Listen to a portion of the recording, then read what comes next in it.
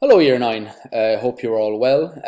This is a video tutorial for our second online lesson. I'm going to demonstrate the new learning in today's video, so it's going to be relatively short, but I want to stress that you do need to make sure that you have completed the other sections from the previous video, which I'm going to reshare with you as part of today's post.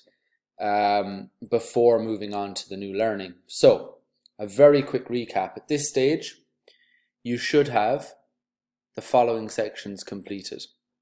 Section A should be completed or should be well in the process of being completed.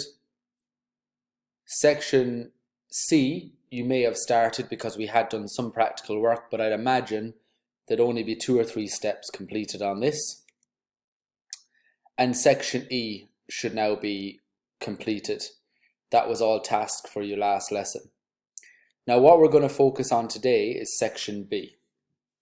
Now ordinarily you would be doing some computer-aided design work for me using 2D design.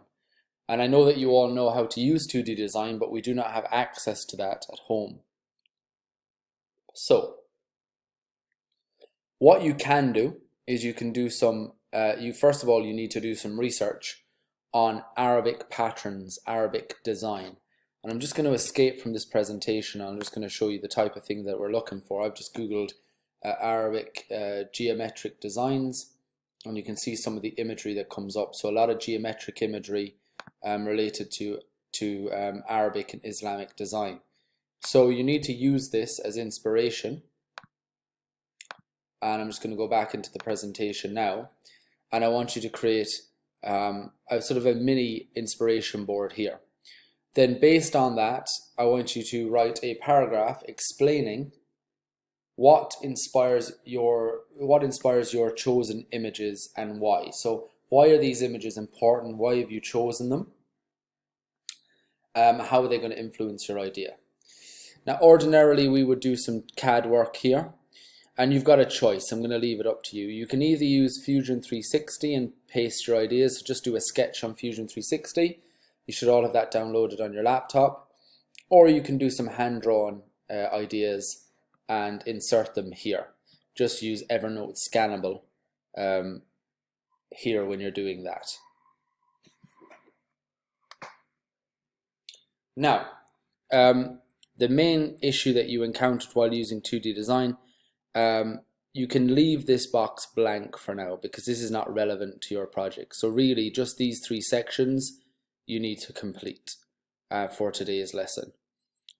Obviously, just to recap very quickly, you do need to make sure that all other tasks on Section A and Section E are completed, and as much as you can do on Section C.